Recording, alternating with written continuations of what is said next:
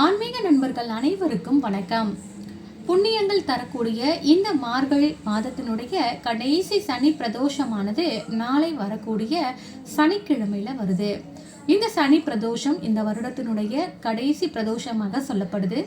ஏன் சனி பிரதோஷத்திற்கு அவ்வளவு சிறப்பான பலன்கள் கிடைக்கும் என்று சொல்லப்படுது அப்படிங்கிறத நம்ம தெரிஞ்சுக்கிட்டு, நாளை வரக்கூடிய இந்த சனி பிரதோஷத்தன்று நாம எப்படி சிவபெருமானிடம் நம் கோரிக்கைகளை வைக்க வேண்டும் என்பதை பற்றி எளிமையான வழிபாட்டு முறையை பத்தி பார்க்கலாம்.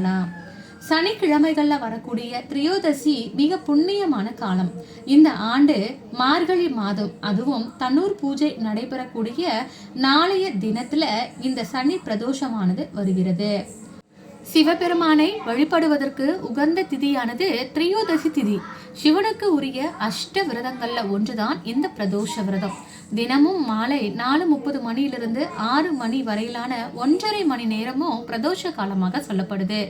தினமும் வரக்கூடிய பிரதோஷத்திற்கு நித்திய பிரதோஷம் என்று பெயர்.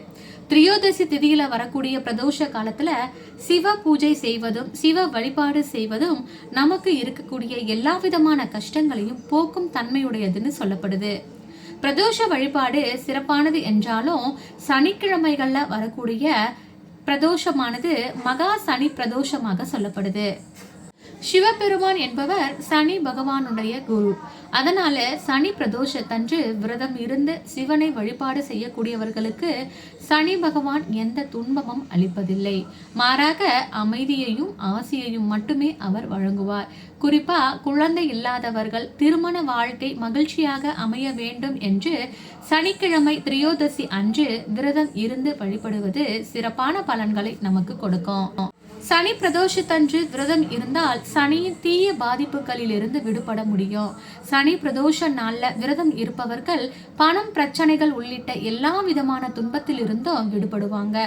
இந்த நாள்ல தசரத சனி ஸ்தோத்திரத்தை பாராயணம் செய்தால் சனியின் பரிபூரண அருளையும் நம்மால பெற முடியும்.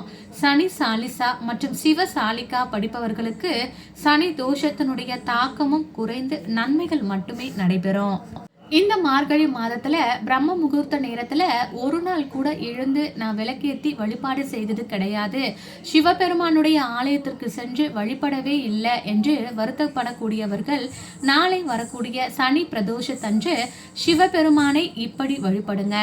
நாளை பிரதோஷ நேரமாக சொல்லக்கூடிய மாலை 4:30 மணியிலிருந்து 6 மணிக்குள்ளாகவும் அல்லது பிரம்ம முகூர்த்த நேரத்துல நடக்கக்கூடிய தண்ணீர் பூஜையிலையும் கலந்து கொண்டு உங்களுடைய பிரார்த்தனைகளை வைத்து கொண்டாலே போதும். இந்த பிரதோஷ வழிபாடு செய்யக்கூடியவர்களுக்கு கட்டாயமாக மன வலிமையும் அதிகரிக்கும். பிரதோஷ விரதம் இருப்பவர்கள் அதிகாலையில சூரியன் உதயமாவதற்கு முன்னாடியே எழுந்து குளிச்சுட்டு உங்களுடைய விரதத்தை நீங்க தொடங்கிக்கோங்க. மாலை வேளையில் சிவன் கோவில்கள்ல நடக்கக்கூடிய சிவ பூஜையில கலந்து கொண்டு சிவபெருமானையும் பார்வதி தேவியையும் நாம வழிபடலாம். மிக கடுமையான விரதம் இருப்பவர்கள் தண்ணீர் கூட எடுத்துக்கொள்ளாமல் இந்த விரதத்தை அனுஷ்டிப்பாங்க. வருடாந்தோறும் வரக்கூடிய இந்த சனி பிரதோஷமானது அதீத பலன்களை தரக்கூடியதாக இருக்கு. உடல் ரீதியான பிரச்சனை உள்ளவர்கள் மட்டும் தண்ணீர் மட்டும் எடுத்துக்கொள்வது நல்லதல்ல. உணவுகளையும் எடுத்துக்கொண்டு சிவபெருமானை நினைத்து விரதம் இருப்பது நல்லது. வில்வ இலைகளை கொண்டு சிவபெருமானை நீங்க அர்ச்சனை செய்து தூப தீப ஆராதனைகளை காட்டி வழிபடுங்க. நீங்க எடுத்துட்டு போற அந்த வில்வ இலைகளை அங்கு நடக்கக்கூடிய அபிஷேகத்துல பார்த்து கொண்டே சிவபெருமானை மானசீகமாக அந்த இலைகளை கையில் வைத்து கொண்டு சிவ சிவ என்ற எழுத்தை நீங்க அந்த வில்வ இலையில எழுதுங்க.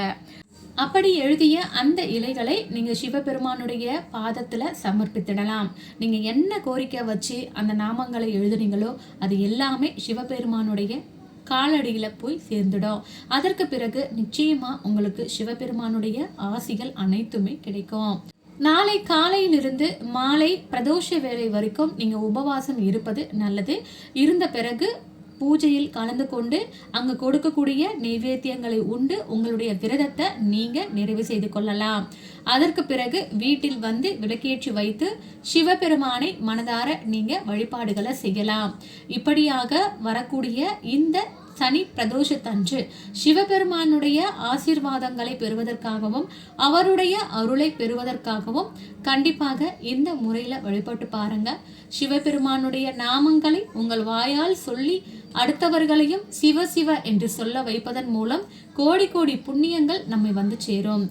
இந்த பூஜையை பிரம்ம முகூர்த்த நேரத்துல செய்ய முடியாதவங்க பிரதோஷ நேரத்திலையும் செய்யலாம். ஆக நாளை முழுவதுமே சிவபெருமானை மட்டும் சரணாகதி அடைந்து இந்த வழிபாடை செய்யக்கூடிய பக்தர்களுக்கு கண்டிப்பாக சிவபெருமானுடைய அருளானது கிடைக்கும். இந்த பதிவு உங்களுக்கு பயனுள்ளதாக இருக்கும்னு நினைக்கிறேன். இருந்தால் மறக்காமல் உங்களுடைய ஃப்ரெண்ட்ஸ் அண்ட் ஃபேமிலிக்கு ஷேர் பண்ணுங்க. மீண்டும் அடுத்த ஒரு நல்ல பதிவில் சந்திக்கலாம். அது வரைக்கும் நன்றி. வாழ்க வளமுடன்.